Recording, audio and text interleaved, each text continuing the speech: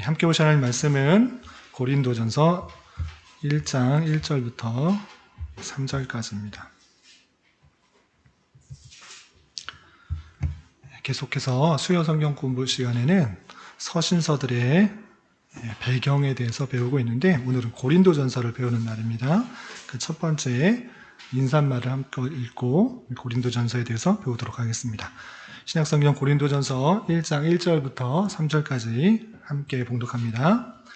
하나님의 뜻을 따라 그리스도 예수의 사도로 부르심을 받은 바울과 형제 소스데네는 고린도에 있는 하나님의 교회 곧 그리스도 예수 안에서 거룩하여지고 성도라 부르심을 받은 자들도 또 각처에서 우리의 주 곧 그들과 우리의 주 되신 예수 그리스도의 이름을 부르는 모든 자들에게 하나님 우리 아버지와 주 예수 그리스도로부터 은혜와 평강이 있기를 원하노라. 아멘.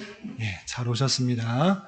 이 시간에 하나님께서 이 자리로 불러주셨다 생각하고 하나님께서 주실 말씀의 은혜를 기억하며 기대하며 공부하고 또 배우고 익히는 그런 시간이 되었으면 좋겠습니다.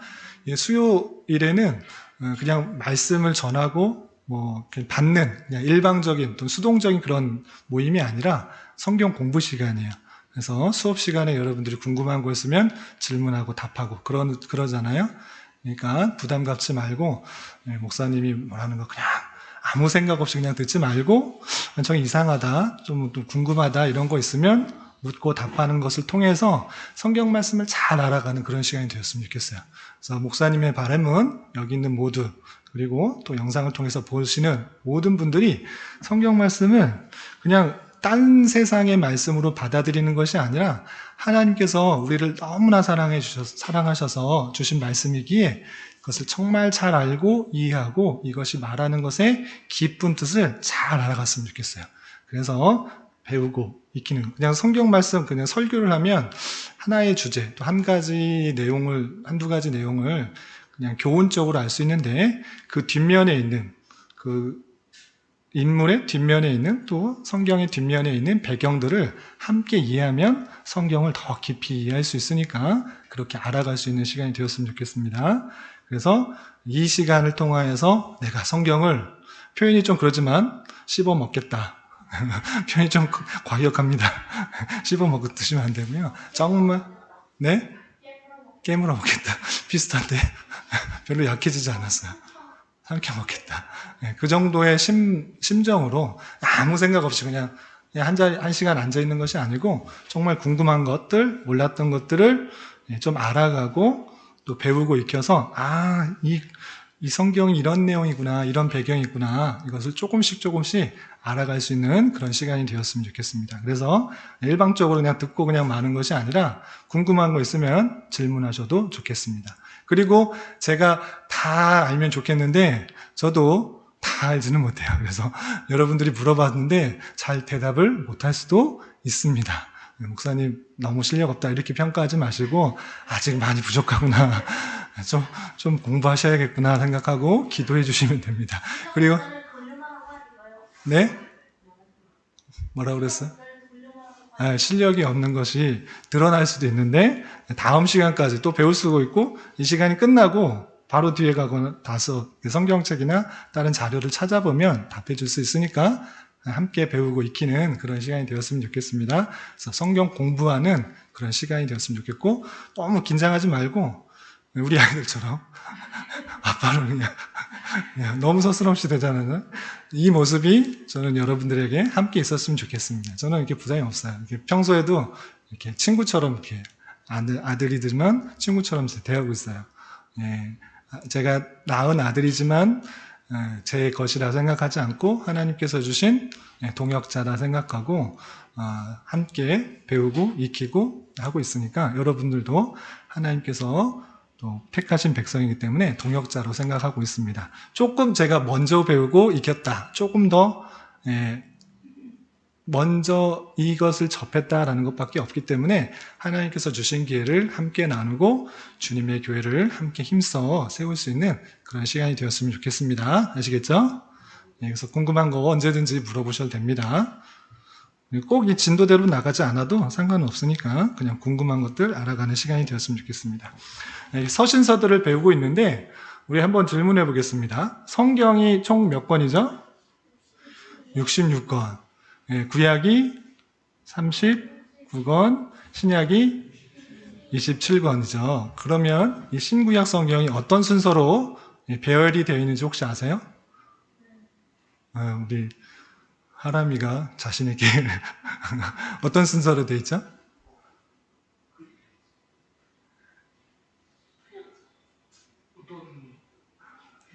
네, 뭐 어떤 말로 할 것 같아요. 시간 순서로 되어 있는 것이 아니고 분류별로 그 성격에 따라서 모여 있습니다. 신약 성경도 마찬가지로 구약 성경도 신약 성경도 성격에 따라서 분류되어 있는데 신약 성경은 크게 4가지 분류로 분류의 성경입니다. 첫 번째 복음서가 있고 역사서가 있고 서신서가 있고 예언서 있게 있습니다. 뭐 3가지로 분류하는 경우도 있고 4가지로 분류하고 있는데 복음서를 신약 성경의 제일 앞부분에 넣고 그 다음에 역사서 그리고 서신서 그 다음에 예언서 이런 식으로 순서대로 배열했습니다. 그래서 시간 순서대로 기록된 것이 아니기 때문에 그냥 시간 순서대로 쭉 읽어가는 듯하게 읽으면 성경이 막 꼬이게 하고 역사가 막 꼬이게 되고 성경 속에 정말 정리가 되지 않은 상태로 그냥 한 부분만 이해하기가 쉬워요. 그런데 그 순서를 잘 알아두면 이런 내용들이 이런 때 이런 시기에 말씀이 전해졌구나 이렇게 이해할 수 있습니다. 그래서 오늘 계속 어떤 걸 배우고 있냐면 복음서, 역사서, 서신서, 예언서 중에 우리는 서신서를 배우고 있습니다. 서신서는 크게 2개로 분류할 수 있는데 어떤 서신과 어떤 서신을 분류할 수 있을까요? 바울 서신과 공동서신. 바울 서신과 공동서신으로 나누는 기준이 뭘까요? 바울이 쓴 거는 바울 서신. 그리고 나머지 여러분들이 쓴 사람이 써서 공동으로 읽게 한 그런 서신을 공동서신이다 이렇게 표현을 합니다. 그래서 바울 서신이 14개, 또 공동서신이 7개 이렇게 표현합니다. 그런데 바울 서신으로 보면 바울 서신의 14개 중에 또 이렇게 구분을 할 수 있습니다. 바울 서신에 여행을 다니면서 쓴 편지글과 감옥에 있으면서 쓴 편지글, 또 목회자들에게 쓴 편지글, 그리고 기타로 해서 히브리서 있습니다. 히브리서는 대부분 그냥 공동서신으로 표현을 하긴 해요. 왜냐하면 바울이 썼다라는 그런 표현이 잘 드러나지 않기 때문에, 직접적으로 드러나지 않기 때문에 공동서신으로 표현된 도 있기도 편하지만 그냥 바울이 썼다라는 증거들도 보이기 때문에 바울이 쓰는 것이 맞다라고 여겨질 수 있습니다. 그래서 저는 바울 서신으로 분류해서 이렇게 표현했습니다. 질문 있는 거예요, 하영이? 그냥 이렇게. 이 손이 좀 올라가길래 기대를 했는데. 질문해도 돼요. 이거 여기까지는 이해되죠? 궁금한 거 없죠? 여기까지는. 이렇게 분류돼서 바울 서신도 목적에 따라 이렇게 분류할 수 있다는 것입니다. 그래서 바울 서신은 시대 순서대로 기록한 것이 아니고, 바울 서신도 아까 14개가 있다고 그랬잖아요? 어떤 순서로 되어 있을까요?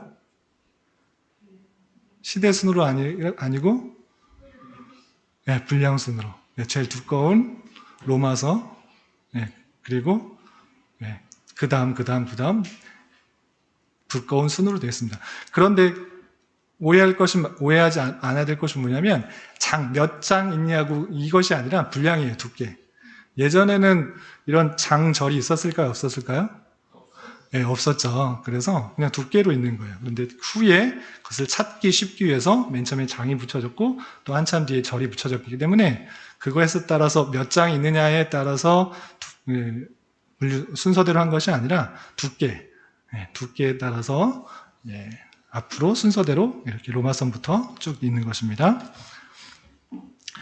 그러면 고린도전서의 기록자, 오늘 이제 고린도전서를 배울 텐데 1시간에 이 고린도전서 16장을 다 이해한다는 것이 실제적으로 어렵잖아요. 그래서 대략적으로 배경 위주로 살펴보고 기회가 되면 다음 시간에 핵심적인 내용 몇 가지를 좀 살펴보도록 하겠습니다. 첫 번째, 고린도전서의 기록자는 누구일까요? 예, 바울, 사도 바울. 어떻게 알 수 있을까요? 고린도전서 1장 1절에 쓰여 있죠. 우리 한번 읽어보겠습니다. 시작. 하나님의 뜻을 따라 그리스도 예수의 사도로 부르심을 바울과 형제 소스데레는, 바울 서신의 특징 중에 하나가 서신서 맨 앞에 이렇게 자신을 밝히고 있다는 것입니다. 기록자가 누구인지 밝히고 있다는 것입니다. 그래서 로마서나 고린도전서나 등등등을 볼 때 이 바울의 이름이 등장하고 있습니다. 그래서 1장 1절만 봐도 바울이 썼다라는 것들을 알 수가 있고요. 가장 직접적으로 바울이 썼다라는 것이 3번 등장합니다. 1장 1절뿐만 아니라 여러분 교환해 보시듯이 3장 4절과 6절 또 16장 21절에 바울이 직접 썼다는 표현이 3번씩이나 등장해요. 그리고 바울이 썼을 것이라는 것을 짐작할 수 있는 수많은 표현들이 있는 것입니다. 그래서 이것은 고린도전서를 누가 기록했는지 이것에 대해서 태클 건 사람, 시비 건 사람이 거의 없습니다. 바울 사도가 썼다라는 것들을 모두 다 동의하고 있는 것입니다. 그렇다면 누구에게 썼는가 했을 때 누구에게 썼을까요? 고린도 교회. 1장 2절에 표현되어 있는데 한번 읽어보도록 하겠습니다. 시작. 고린도에 있는 하나님의 교회 곧 그리스도 예수 안에서 거룩하여 성도라 부르심을 받은 자들과 곧 각처에서 우리의 주 곧 그들과 우리의 주 대신 예수 그리스도의 이름을 부르는 모든 자들에게. 아멘. 고린도에 있는 하나님의 교회 했을 때 고린도 교회라고 이름 써있는 명패가 붙어있는 교회가 있었을까요? 없었을까요? 네, 그런 교회가 있는 것이 아니고 고린도에 있는 하나님의 택하신 백성들, 그것을 교회라 이렇게 부르는 것입니다. 우리 인천에 있는데 또 시흥에 계시는 분도 있고, 시흥에 교회가 있을 때 시흥 교회 또는 인천에 있는 교회, 어떤 특별한 교회를 말하는 것이 아니고 그 지역에 살고 있는 성도들을 말하는 것입니다. 그래서 고린도에 있는 하나님의 교회, 고린도에 있는 하나님의 택하신 백성들, 그 백성들에게 보내는 편지라고 이해하시면 되겠습니다. 그러면 고린도전서를 어디서 썼을까? 답이 나와 있죠. 어디예요? 네, 에베소. 이거 에베소에 썼는지 어떻게 아는가? 감사하게도 이 에베소에 썼을 것이라는 그런 근거 구절이 있습니다. 고린도전서 16장 8절. 네. 성경 있으신 분 찾으셔도 되고 앞에 있는 스크린을 보셔도 됩니다. 16장 8절.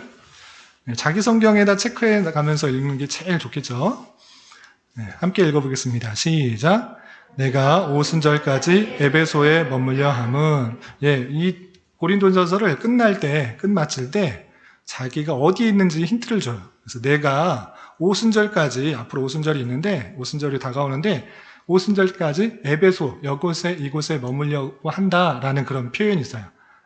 그렇기 때문에 이 편지는 바울 사도가 고린도에 있는 성도들에게 보내는 편지인데 지금 에베소에 있구나라는 것들을 알 수 있습니다. 아시겠죠? 거기다 동그라미 쳐두면 더 좋겠습니다. 그렇다면 에베소에서 고린도에 보내는 편지인데 언제 썼을까? 이것도 알아두면 상당히 좋습니다. 언제냐면 3차 전도 여행 중입니다. 3차 전도 여행. 혹시 바울 사도가 몇 차 전도 여행을 떠났는지 혹시 아세요? 로마 빼고 3차 전도 여행까지 갔죠. 그러면 이것도 안 하면 우리 배웠으니까 여기 시온은 잘 알 수 있을 거라 기대하는데, 고린도 교회에 간 것은 1차, 2차, 3차 어느 때일까요? 쓰는 건 아니고 그냥 말하라고. 고린도 교회, 시온이 2차. 맞았어요. 그럼 3차 때는 안 갔을까요? 갔을까요? 갔는데. 찍은 것 같은데. 아는 줄 알았는데 찍은 것 같아. 2차 전도 여행 때 가고 3차 전도 여행 갔습니다. 그런데 3차 전도 여행 중에 에베소에 있을 때 고린도에 보내는 편지일 것이다 라고 다 생각할 수 있습니다. 그것을 조금 이따 지도를 살펴볼 것이고 어떤 근거에서 이것을 할 수 있는가. 고린도전서 16장 5절과 6절 보겠습니다.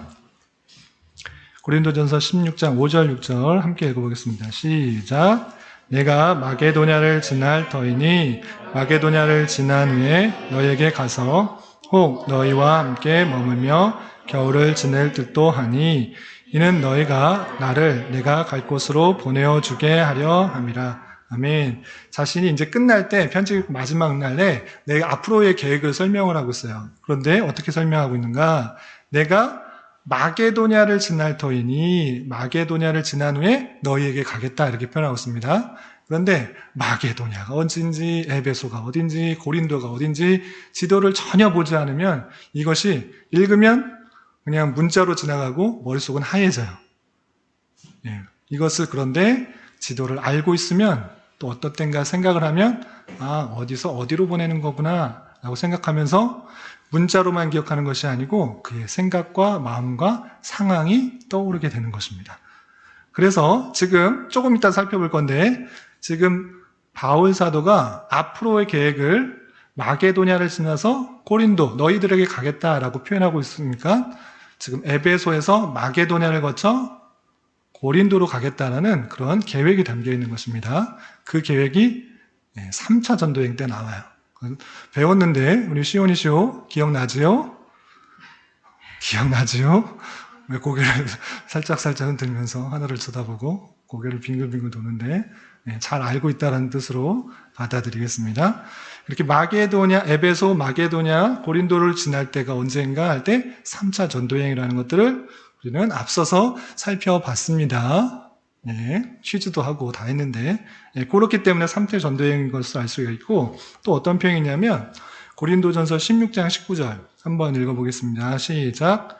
아시아의 교회들이 너에게 문안하고 아골라와 브리스가와 그 집에 있는 교회요 주 안에서 너에게 간절히 문안하고 끝인사에 이런저런 사람들한테 문안한다라고 되어 있습니다.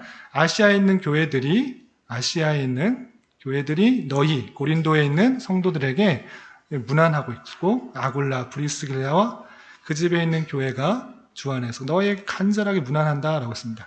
여러 사람들 아시아에 있는 교회가 고린도의 성도들에게 자세하게 문안하고 있는 것을 통해서 이 사람을 잘 알고 있는 그런 상태구나를 생각해 볼 수 있습니다. 그것이 다름 아니라 3차 전도여행 때 일어났던 일로 생각할 수 있는 것입니다. 그래서 우리 처음 보는 그런 분도 있을 것입니다. 이 지도에 대해서 우리 바울 사도가 원래는 예수 그리스도를 비방하는 자였지만 예수님을 만나고 변화되어서 성령의 부르심을 받아 이방인에게 복음을 전하는 사도로 부르심을 받아 1차, 2차, 3차 전도여행을 떠났습니다.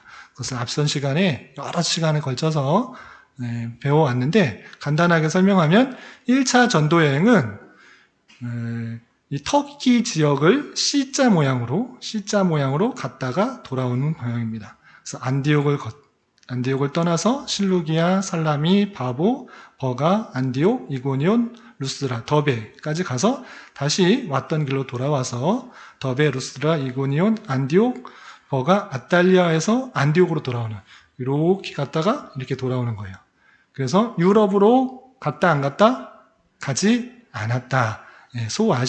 아시아의 가장 서쪽 편에 있는 소아시아와 그리고 갈라디아에 있는 그런 지역, 그 지역을 다닌 것이 1차 전도여행입니다. 그리고 나서 얼마 지나지 않아서 2차 전도여행 갔는데 2차 전도여행은 자신이 전했던 그 교회들, 아시아에게 전했던 그 복음 전하서 교회가 생긴 곳을 다시 한번 살펴보기 위해서 이 바울 사도는 바로 그 갔던 곳을 가게 됩니다.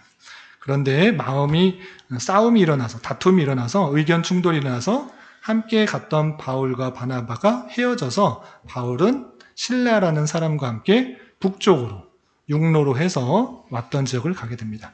그래서 다소, 더베, 루스드라, 안디옥, 드로아 이쪽에서 그냥 아시아 쪽에서 복음을 전하려고 했는데 성령님께서 밤중에 환상 중에 나타나서 예, 밖에 유럽에 있는 사람들에게 나를 도우라 이런 환상을 보게 되었어요. 그래서 하나님께서 나를 이쪽 마게도니아 지역, 유럽 지역까지 인도해 주시는구나 생각하고 이쪽으로 가서 복음을 전하게 되었습니다. 그래서 드로아, 네오폴리, 빌립보, 암비볼리, 아볼로니아, 데살로니가, 베레아, 아덴, 그리고 고린도.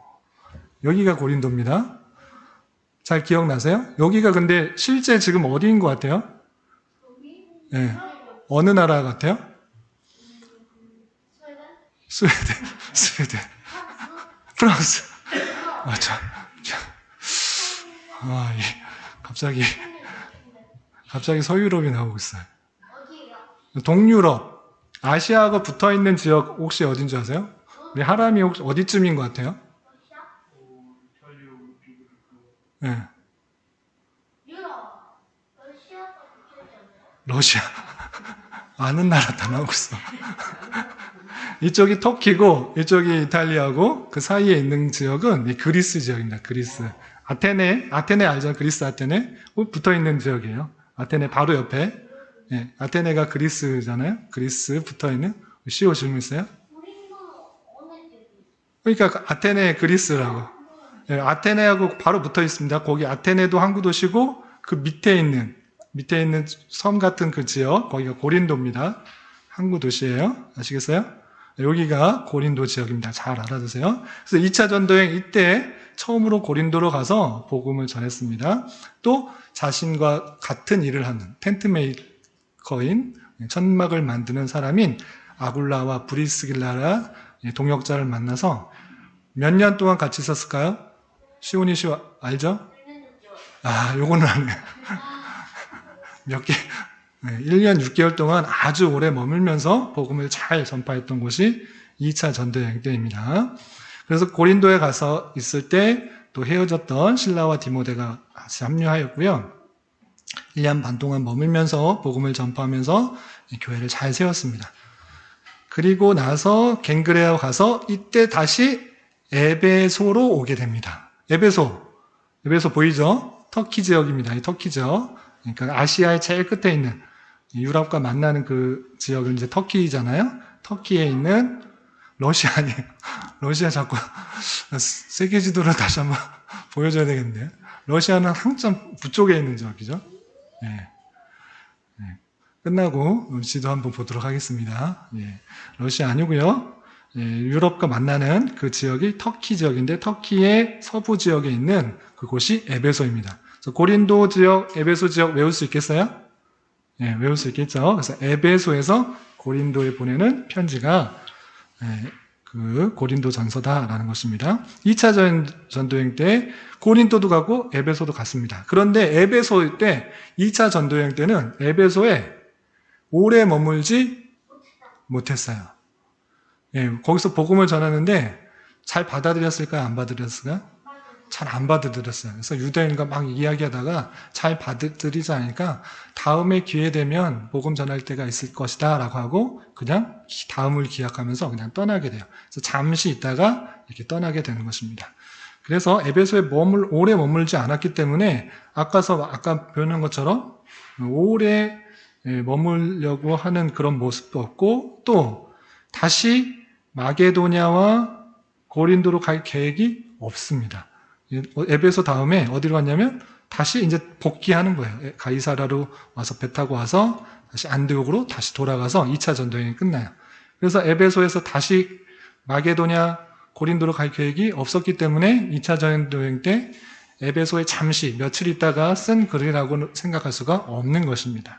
그래서 3차 전도여행을 보시면 쭉쭉쭉 갑니다. 3차 전도, 2차 전도여행이 끝나고 얼마 있지 않아 바로 또 3차 전도여행을 갑니다. 왜? 자신이 복음을 전했던 그 교회들이 잘 지내고 있는지, 믿음 생활 잘하는지, 이단에 흔들리지 않는지 궁금해서 견딜 수가 없었어요. 그래서 다시 또 3차 전도여행을 가는 것입니다. 그래서 2차 전도여행 때 다녔던 그 길을 계속적으로 다니고요. 에베소에서 여기로 간다가 에베소에 지난번에는 2차 전도여행 때는 오래 머물지 못했다고 그랬잖아요. 3차 전도여행 때는 아주 오래 머물렀어요. 얼마나 머물렀을까요? 네? 6년? 많은데, 너무 많은데. 우리 공부한 거 맞아요? 10년. 아니, 예. 에베소에 잠깐 들렀더니 성령이 있는지도 들어보지 못했대. 성도들이 그냥 세례는 아는데 성령 세례도 모르고 성령이 있는지 들어보지도 못했다라는 얘기를 들었어요. 그래서 바울이 그것에 대해서 너무 안타까운 나머지 그것에 오래 머물면서 복음을 전파하기 생각했어요. 하나님이 어떠한 분이신지, 또 성령이 누구신지, 성령 세례가 무엇인지 그곳에서 날마다 강론을 했습니다. 그래서 두란노 서원에서 2년 동안 머물면서 복음을 잘 전파했어요. 그래서 총 에베소에 머문 기간은 대략 3년 정도 생각을 하는 것입니다. 그래서 이때 질문하세요. 네. 그렇게 2년 동안 해가지고 잘 잘 들었어요? 들었어요. 많은 사람들이 복음을 받아듣고 그리고 교회도 든든히 세워졌습니다. 그런데 여전히 유대인들 중에서는 그를 핍박하는 사람이 있었어요.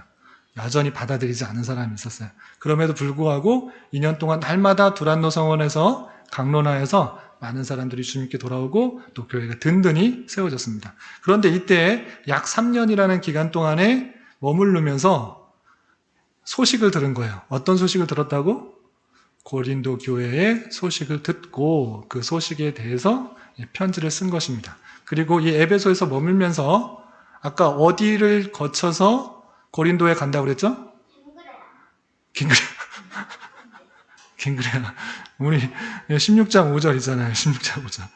갑자기 갱그레아가 나타나. 예,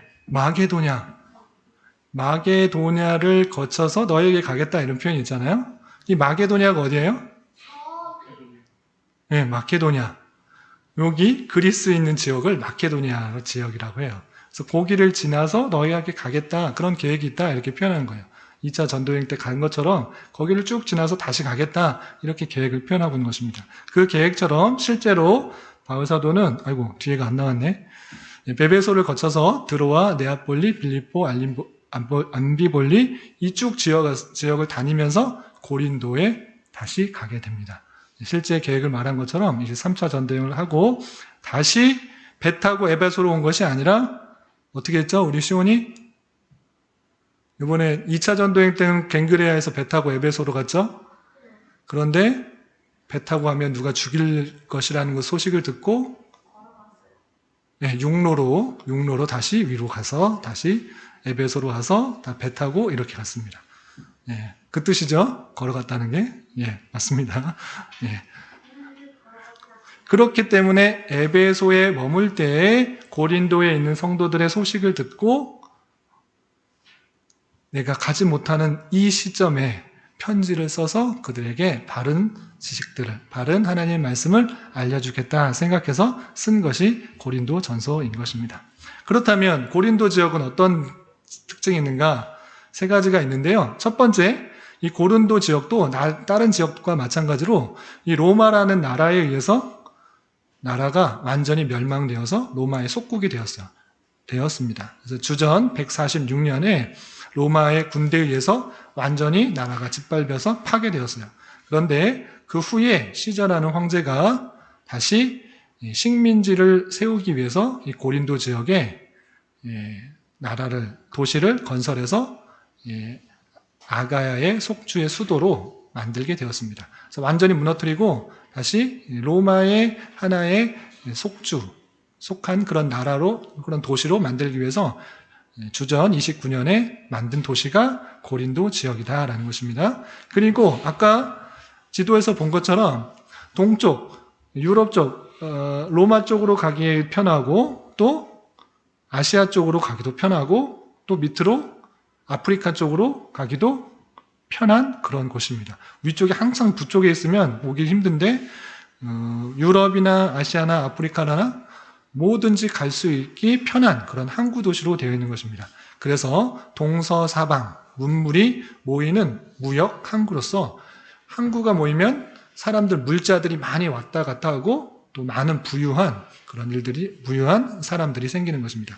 또 뿐만 아니라 수많은 민족들, 그리고 종교, 사상들이 혼합되어서 다른 종교들도 많이 있는 그런 모습들이 있었던 것입니다. 그리고 또 한 가지 특징은 이렇게 항구 도시, 인천도 항구 도시인데 부산도 항구 도시고 큰 항구 도시 중에 특징 중 옛날 요즘도 그런 특징이 조금씩 있긴 있지만 어떤 항구 도시의 특징이 무엇이냐면 도덕적 분위기가 매우 타락되어 있는 것을 볼 수 있습니다. 왜냐하면 사람들이 배 타고 나갈 때 어떤 두려움이 있을까요? 만약에 파도가 높이 치고 풍랑이 일어서 배가 빠지면 어떨까라는 무서움이 있을 수 있잖아요. 그래서 사람들이 배 타고 나가기 전에 어떤 마음이 들까요? 잘 모르지만 내가 아는 그 신에게 빌어서 이 항로가 안전하게 되기를 바라는 마음이 생기는 거예요. 그래서 우리나라 옛날에도 그렇지만 배 타고 나가기 전에 어떤 신에게 제사를 드리고 그런 모습들이 있는 거예요. 마찬가지로 여기도 아주 큰 항구 도시라고 했잖아요. 그렇기 때문에 그들이 믿는 나름대로의 신을 섬기면서 제사를 드리면서 우상에게 숭배하면서 이 항해가 안전하게 되기를 바라는 그런 모습도 있었던 것입니다. 그런데 그런 이방 신들에게 절하는 그런 제사의 풍속 중에 아주 안 좋은 풍속이 있었어요. 어떠냐면 그 신전 안에 성적인 그런 결합을 통해서 신을 만족시키려는 그런 모습들이 많이 있었어요. 그래서 신전에서 수많은 종교적 창녀들이 있어서 우상 숭배뿐만 아니라 성적인 타락, 도덕적인 타락이 만연하게 있었던 것이 이 고린도 지역인 것입니다. 그래서 고린도 지역은 많은 종교적인 혼합도 도덕적인 타락도 있었고 부유한 사람들도 있었던 그런 모습이 있었다라고 이해하시면 되겠습니다.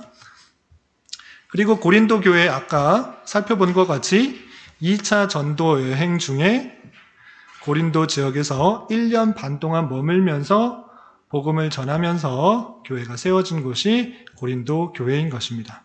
이때 만났던 사람들 브리스와 아굴라도 함께 만나서 텐트를 만드는 장막을 만드는 일을 통해서 함께 복음 전파의 사역을 도왔다라는 것이고요. 그리고 그 규모는 작은 교회가 아니라 상당히 큰 회중이 형성되었던 것을 생각해 볼 수 있습니다. 그리고 주로 이방인 그리스도인들이 되어 있고 그리고 그 중에서는 유대인, 혈육적으로 유대인 그리스도인들도 조금이지만 얼마간 포함되어 있는 것을 볼 수 있습니다. 그리고 사회적으로는 좀 못 사는 사람들, 하층에 속하는 사람들이 대부분이었고 상류 계급, 부유층에 속하는 사람들도 덜어 있었던 것을 생각해 볼 수 있습니다. 대충 이해가 되시죠? 고린도 항구 도시에 아주 사람들도 많고 또 오가는 사람도 많고 다양한 민족과 다양한 문화들이 교차되는 그런 곳에 교회가 세워졌는데 사람들이 많이 있었다. 이방 사람들로 세워진 교회들이 있었는데 그 중에 조그만 유대인들이 포함되어 있는 교회다. 대부분은 하층, 중하층 사람들이고 소수의 부유층도 있었다. 이렇게 이해하시면 되겠습니다. 주요 인물들은 회당장뿐만 아니라 여러 사람들이 있다라는 것들이 성경에 나와 있는데 참고하시기 바랍니다. 그렇다면 고린도 교회의 상황은 어떠한가? 다양한 상황인데 어떤 소식을 과연 들었길래 바울 사도는 에베소에서 두란노 성원에서 날마다 강론하다 말고 이 고린도 성도들에게 편지를 썼을까? 첫 번째는 분쟁입니다. 분쟁이라는 표현이 많이 나오는데 고린도전서 1장 11절 보겠습니다. 자기 성경 있으신 분은 자기 성경에다가 동그라미를 이렇게 쳐놓으세요. 어떤 상황 때문에 바울 사도가 이렇게 직접 가지 않고 편지를 썼는가 보겠습니다. 1장 11절 함께 봉독합니다. 시작. 내 형제들아 글로아의 집 편으로 너희에 대한 말이 되게 들리니 곧 너희 가운데 분쟁이 있다는 것이라. 글로에라는 사람을 통해서 그 집편으로 소식을 들었어요. 어떤 소식? 너희 가운데 무엇이 있다? 분쟁이 뭔지 아시죠? 싸움, 다툼, 난임 이런 것들이 있다라는 소식을 들은 것입니다. 그리고 또 3장 3절에 이런 표현이 있습니다. 3장 3절 함께 봉독하겠습니다. 시작. 너희는 아직도 육신에 속한 자로다. 너희 가운데 시기와 분쟁이 있으니 어지 육신에 속하여 사람을 따라 행함이 아니리요. 예, 무엇이 있다고요? 너희 가운데 시기와 분쟁이 또 있다고 나왔어요. 또 한 군데만 더 찾아보겠습니다. 11장 18절. 11장 18절 함께 봉독하겠습니다. 시작. 먼저 너희가 교회에 모일 때 너희 중에 분쟁이 있다함을 듣고 어느 정도 믿거니와. 아멘. 너희 중에 무엇이 있다? 분쟁. 예. 3번씩 이상 분쟁이 있다 이렇게 표현하고 있어요. 한 편지 글에 너희 중에 분쟁이 있다. 너희 중에 시기 분쟁이 있다. 너희 중에 분쟁이 있다. 얼마나 그 교회 안에 무엇이 있으면 분쟁이 있으면 이 편지를 썼을까. 그 고린도 교회 안에 작지 않은 규모의 그 교회 안에 분쟁이 있었다라는 것을 알 수 있습니다. 그 싸움, 나뉜, 다툼 그런 것을 통해서 그런 모습을 들었을 때 빨리 편지를 써서 그 분쟁을 잠잠하게 해야겠다 이렇게 생각을 하고 쓴 것입니다. 구체적으로 어떤 분쟁이 있었는가? 심한 분쟁도 있을 수 있지만 가만히 보면 그렇게 이것을 분쟁해야 될 내용인가 생각할 수 있어요. 어떤 문쟁이었는지 한번 보겠습니다. 우리 1장 12절부터 13절까지만 읽겠습니다. 1장 12절 13절 어떤 문쟁이 있었길래 바울사도가 에베소에서 급히 이 고린도전서를 썼는지 함께 봉독합니다. 시작. 내가 이것을 말하거니와 너희가 각각 이르되 나는 바울에게, 나는 아볼로에게, 나는 게바에게, 나는 그리스도에게 속한 자라 한다는 것이니 그리스도께서 어찌 나뉘었느냐? 바울이 너희를 위하여 십자가에 못 박혔으며 바울의 이름으로 너희가 세례를 받았느냐? 아멘. 예, 어떤 것 때문에 싸웠어요? 나는 바울파다. 나는 아볼로파다. 나는 게바, 베드로파다. 나는 그것이 아니고 나는 오직 예수님파다. 예수님께 속한다. 이렇게 표현하고 있는 것입니다. 가만히 보면 다 예수님의 사도들이고 예수님의 제자인데 나는 정통, 나는 예수님의 수제자 정통이다. 나는 예수님의 그냥 정통이다. 나는 바울 정통이다. 나는 아볼로파다. 이런 식의 계파를 나누면서 자신의 소속을 나누면서 주장을 했던 거예요. 가만히 보면 이것을 꼭 그리스도 안에서 나누어야 될 것인가 생각해 볼 때 물론 그 내용이 다르다고 하면 다른 복음이라고 하면 문제가 되지만 그것이 아니라 정통성을 주장하면서 세우는 그 모습들 가운데 상당히 조심스러운 모습이 있는 것입니다. 그래서 그런 파를 주장하면서 나는 누구에 속했다, 누구파다 라고 하면서 분쟁이 일어났다라는 것입니다. 또 그 14절, 15절 보면 이런 표현이 있습니다. 나는 그리스도와 가요 외에는 너희 중에 아무에게도 내가 세례를 베풀지 아니한 것을 감사하노니 이는 아무도 나의 이름을 세례를 받았다 말하지 못하게 하려 함이라 라고 표현하면서 나는 바울에게 세례를 받았다 라고 하면서 주장하며 좋아하는 사람이 생겼다라는 것입니다. 나는 다른 사람 아니고 다른 목사님 아니고 바울 목사님한테 세례를 받았어. 그렇기 때문에 나는 뛰어난 사람이야. 이런 식의 생각을 했던 것입니다. 세례를 누가 했느냐? 그것이 중요한 것이 아니고 삼위일체 하나님의 삼위일체 하나님의 이름으로 세례를 받으면 되는데 나는 바울에게 세례를 받았다라고 주장하면서 자신의 높음을 주장하며 분쟁을 일으키는 그런 사람이 나타났다라는 것입니다. 또 3장 5절부터 9절까지 보면 비슷한 표현인데 누구에게 교육을 받았느냐 이것에 가서 또 말하는 것입니다. 3장 4절부터 제가 7절까지 함께 읽어볼까요? 3장 4절부터 7절까지 함께 봉독합니다. 시작. 어떤 이는 말하되 나는 바울에게라 하고 다른 이는 나는 아볼로에게라 하니 너희가 육의 사람이 아니리요. 그런즉 아볼로는 무엇이며 바울은 무엇이냐?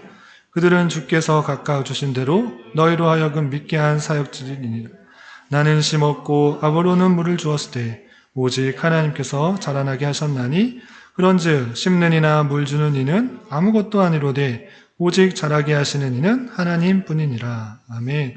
이 고린도 교회 성도들은 바울을 통해서 복음을 받아들였던 그런 성도들입니다. 그런데 그가 떠나고 나서 아볼로라는 사역자에 의해서 자라게 된 것입니다. 신앙의 성수, 신앙의 교육을 받고 자랐던 것입니다. 그래서 나는 바울파다, 난 바울 목사님이 제일 좋아, 나는 아볼로 목사님이 제일 좋아, 이런 식의 분쟁과 나눔이 생겼던 것입니다. 그런데 그런 것들 나누고 싸울 것이 아니라, 그런 것이 중요한 것이 아니라 자라나게 하시는 하나님이 뿐이기 때문에 하나님의 영광, 하나님의 주권, 하나님의 역사, 그것들에 의해서 쓰임받는 아볼로, 바울에 대해서 생각할 수가 있어야 된다, 이렇게 표현하고 있는 것입니다. 그래서 고린도 교회의 현재 형편이 많은 다툼과 나눔 속에서 자신의 팔을 나누고 있는 그런 모습이 있었다는 것들을 알 수 있습니다. 자, 두 번째, 성적인 부도덕이 있었는데, 아까 그 항구의 특징 가운데 많은 성적인 부도덕, 타락들이 있다라고 했습니다.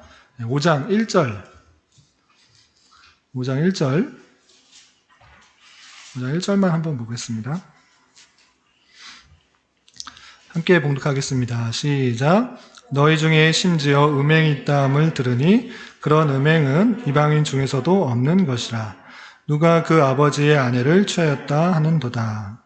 음행이 있다. 너희 중에 음행이 있다. 이방 사람들이 행하는 그런 음행이 있는데 어떤 모습이 있는가? 아버지의 아내를 취하였다. 그래서 아버지의 아내? 아버지의 아내면 엄마 아닌가? 이렇게 생각할 수 있는데 여기서 표현은 그 아버지가 드린 새 엄마 또는 계모 이렇게 표현하면 되겠습니다. 실제 낳아준 엄마가 아니라 새로운 계모 또는 새로운 첩, 그런 취한 여인이 있고 그 여인을 아들 된 사람이 아버지의 어머니, 아버지의 아내를 취하는 그런 모습이 있었다라는 것입니다. 그런데 이것은 이방인 가운데서도 있어서는 안 되는 그런 아주 더러운, 아주 못된 음행인데 믿는 사람 가운데 그런 모습이 있었다라는 것을 듣게 된 것입니다. 그래서 바울 사도는 이래서는 안 되겠다. 어떻게 교회 안에 음행이 있는가? 한 남자가 한 여자만을 좋아해야 되는데 그런 것이 아니라 자기가 원하는 그런 여자와 남자와 이렇게 성적인 부도덕을 행하는 그런 모습이 있을 때 편지를 쓰게 된 것입니다. 6장 15절부터 20절에서도 비슷한 그런 표현이 있습니다. 창녀와 합하는 그런 모습들이 교회 안에 있어서 그것들을 지적하면서 썼다는 것들을 알 수 있습니다. 그리고 또 어떤 내용이 있냐면, 어떤 상황이 있었냐면 6장 1절 2절 고린도전서 6장 1절 2절 함께 봉독하겠습니다. 시작. 너희 중에 누가 다른 이와 더불어 다툼이 있는데 구태여 불의한 자들 앞에서 고발하고 성도 앞에서 하지 않느냐. 성도가 세상을 판단할 것을 너희가 알지 못하느냐. 세상도 너희에게 판단을 받겠거늘 지극히 작은 일 판단하기를 감당하지 못하겠느냐.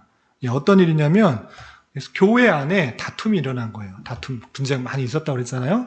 그런 싸움이 났을 때 이 교회 안에서 해결해야 되는 게 원리 원칙입니다. 교회 안에서 여러 가지 문제가 있을 때 교회 안에서 해결해야 되는 게 원칙입니다. 그런데 어떻게 했냐면 해결이 안 되니까 서로 주장하던 게 강하다 보니까 세상 사람들의 법정에 나가서 그 일을 해결해 나가라 이렇게 나왔다는 것입니다.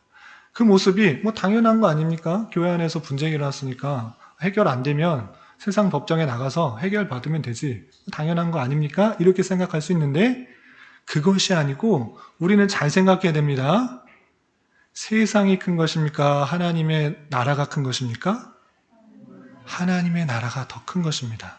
세상의 법정도 하나님의 말씀에 비추어서 판단하고 교정되고 바르게 나가야 되는데 그것이 아니라 사람들 사이에 우리 안에 갈등들, 분쟁들이 생겼으니까 우리 이거 안 되겠다.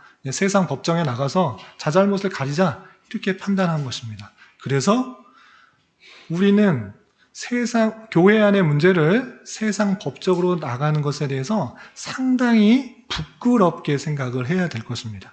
차라리 교회 안에서 분쟁이 났을 때 내가 손해보면 손해보는 것으로 끝내야지 그것을 꼭 내가 바른 것을 입증해야겠다라고 생각하면서 세상 법정에 소송하는 것들은 하나님의 법에 대해서 무시하는 것이고 하나님의 통치에 대해서 그것을 소홀히 생각하는 것입니다. 그래서 그런 문제가 있을 때 그런 소송을 사회 법률을 가지고 해결하지 마라. 교회 안에서는 교회 안에 통치가 있을 것인데 그 통치에 따라, 그 결정에 따라 따르고 순복해야 될 것을 표현하고 있는 것입니다. 예전에 우리 시온이시오 우리 교회 성도들한테 말했는데 하나님께서 세상을 어떻게 통치하실까요? 잘. 네, 두 가지 방편이 있습니다. 하나님께서 전지전능하시잖아요. 이 세상을 통치하시잖아요. 그럼 어떤 식으로 통치하시는 거예요? 하나님의 그냥 능력, 하나님의 주권, 하나님의 역사, 물론 그렇게 통치를 하십니다. 그런데 그것을 사용하시는 방편이 있습니다. 그것이 우리 들었던 친구들 시온이시오 기억나야 되는데 잘 통치하는 거예요. 잘 통치한다고 말하면 안 됩니다.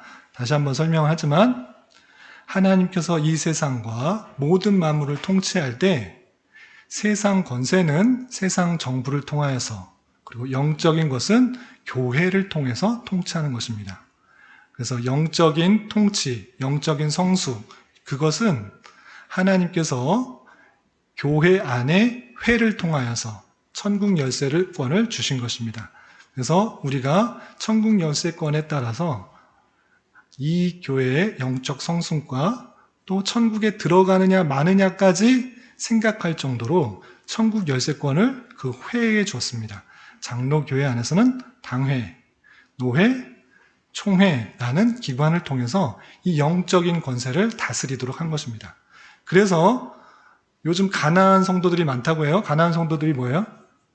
안 나가, 교회 안 나가. 그냥 나 예수님 믿으면 구원받는데 뭐 교회 나가서 이렇게 갈등하고 싫은 사람 보면서 봉사도 해야 돼. 안 나가면서 나 그냥 온라인으로 예배드리고 헌금하고 예수님 잘 믿으면 되지. 그런 사람들이 상당히 늘어났다고 해요. 그런데 그것이 맞는 것이 아니에요. 신앙의 성숙, 하나님의 성도들이 어떻게 천국에 가게 되는가, 통치를 받는가, 그것은 다름 아니라 교회 안에 7일을 통해서 성숙을 받고 성장을 가는 거예요. 성장해 나가는 거예요. 아시겠어요? 예, 교회 안에서 당회, 노회, 총회, 그 모든 그 회의 권위를 통하여서 사람들의 결정에서 하나님께서 그 모든 것들을 다스려 나가도록 하는 것이 하나님의 뜻이에요. 나중에 설명하겠지만 마태복음 18장 18절 그 내용을 살펴보겠습니다. 16장 18절과 18장 18절의 내용이 잘 설계되어 있습니다. 또 한 가지, 이 세상 우리가 살아가는 곳이 교회 안에서만 있는 것이 아니라 또 다양한 사람들을 만나게 할 때 우리가 생활할 수 있도록 안전하게 생활하고 또 사람다운 생활을 할 수 있도록 하시는 통치는 세상의 정부를 통해서 우리가 일상적인 삶을 교육을 받고 회사를 다니고 또는 마트에 가고 어떤 생활을 할 수 있도록 하는 그런 모든 통치가 세상 정부를 통하여서 통치되도록 하신 거예요. 아시겠어요? 예, 하나님을 믿는 사람을 통해서가 아니라 세상 정부를 통해서 이 나라가 다스려 가시도록 했던 거예요.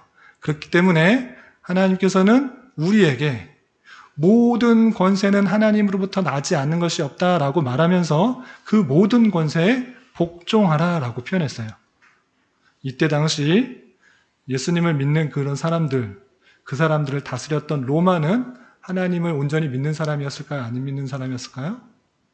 네, 믿지 않는 사람이었어요. 그럼에도 불구하고 그 권세에 복종하고 따르라. 하나님께서 세우신 권세다. 이렇게 표현했던 것을 보게 됩니다. 그래서 하나님께서는 그 불의한 권세일지라도 그 권세를 통해서 일상적인 삶을 살아가는데 사용하시고 운행하신다. 이렇게 생각을 해야 되는 것입니다. 그래서 하나님을 믿지 않는 정부일 때 더욱더 우리는 위에 있는 권세를 위해서 기도를 해야 돼요. 하나님을 믿지 않기 때문에 하나님 믿는 사람들을 좋아할까요? 안 좋아할까요? 안 좋아할 가능성이 너무 많아요. 예, 그렇기 때문에 우리는 위에 있는 권세들에게 더욱더 기도하고 올바른 통치를 할 수 있도록 기도를 해야 되는 것입니다. 예, 그렇게 기도하도록 우리에게 명령을 하셨다라는 것입니다. 그래서 이 교회 안에 발생하는 여러 가지 그런 도덕적인 문제들, 이런 것들은 교회 안에서 충분히 해결할 수가 있어야 되는 것입니다. 그런데 그렇지 않으면 부끄러운 줄 알아야 됩니다. 그래서 차라리 손해 볼지언정 세상에 나가서 소송하는 것에 대해 조심해야 될 것이다. 이렇게 생각할 수 있어야 될 것입니다. 네, 계속하면 너무 길어질 것 같고 다 못할 것 같아서 뭐 이게 꼭 진도대로 나가야 되는 건 아니니까 다음 시간에 그것들 이어서 하면 되겠죠? 네, 혹시 여기까지 질문 있으신 분 있어요? 하영이 잘 쳐다봤는데 없어요? 다 이해가 돼요? 괜찮아요? 하은이 이해가 돼요? 어려운 게 제일 어려운 게 뭐였어요? 잘 모르겠어요. 고린도 지역이 어딘지만 알면 되는데 고린도 지역이 어딘지쯤인지 봤어요? 그리스 밑에 있는 지역이라는 거 그 하나만 기억하면 돼요. 예, 많은 어려움들이 있어서 바울 사도가 에베소에서 편지 썼다 이렇게 기억하시면 되겠어요. 아시겠죠? 시오 질문. 아직도 그리스 거기에서는 아직도 고린도라고 불러요? 코린도라고 부를 거예요. 네. 그럼 북으로서는 지금 뭐라고 불러요? 시프로스. 뭔가 좀 많이 바뀌었어요. 네? 뭔가 좀 많이 바뀌었어요. 아, 여기 구브로는 한글식 이름이고 시프로스라고 이렇게 읽으면 돼요. 네. 됐어요? 네. 됐습니다. 그 고린도 지역은 지금도 유적지가 많이 있어서 제가 알고 있기로는 여행을 많이 다니는 지역으로 알고 있습니다. 코로나가 끝나면 여행할 수 있는 기회가 있으면 좋겠지만 그냥 열심히 교회 섬기는 것으로 하도록 하겠습니다. 혹시 또 다른 질문, 궁금한 거 이거 말고도 그냥 뭐 성경이나 아니면 신앙생활에 궁금한 거 아무거나 없어요? 예, 언제든지 아무거나 질문하셔도 됩니다. 저는 여러분들 먼저 신앙이나 성경을 공부했던 자라 도움을 드리기 있는 자이기 때문에 뭐 어려워할 거 별로 없습니다. 우리 자녀들 저한테 별로 어려워하는 것 같지 않죠? 예, 저도 여러분들한테 어렵게 대할 생각 없고 정말 가까이 대하면서 함께 하나님 말씀을 잘 배우고 익혀서 주님 말씀에 함께 잘 성장할 수 있는 그런 관계가 되었으면 좋겠습니다. 기도하겠습니다. 하나님 아버지 감사합니다. 오늘 고린도전서 배경에 대해서 잠시 살펴보았습니다. 하나님께서 세우신 고린도 교회지만 그 교회에서도 또 여러 가지 문제가 발생하여 바울 사도가 에베소에서 편지를 쓰게 되었습니다. 특별히 분쟁의 원인이 그렇게 심한 내용이 아니라 자신이 어떤 파이냐, 자신이 어떤 자에게 속았느냐, 또 분쟁과 또 나눔이 일어나는 그런 모습을 보면서 또 우리 또한 참된 진리의 문제가 아니라 외적으로 보이는 그 모습 때문에 교회 안에서 나눔과 다툼과 분쟁이 또 생기지 않을까 조심스럽습니다. 좀 저희들의 부족함과 연약함들을 불쌍히 여겨주시고 오직 하나님 말씀 안에서 진리의 말씀 안에서 잘 자라가게 하시고 이 모든 것들을 수단으로 이용하여 주시는 하나님의 역사와 운행하심들을 바라보며 주님의 교회를 잘 세워나갈 수 있도록 인도하여 주시옵소서. 특별히 코로나로 인하여서 많은 어려움들 가운데 있는 교회들과 또 많은 사람들 주님께서 긍휼히 여겨주시고 하나님께 더욱더 겸비하여서 주님의 뜻을 간교하게 하여 주시고 주님께서 원하시는 삶을 살아가게 힘쓸 수 있도록 인도하여 주시옵소서. 이 모든 말씀 예수님의 이름으로 감사히 기도드리옵나이다. 아멘.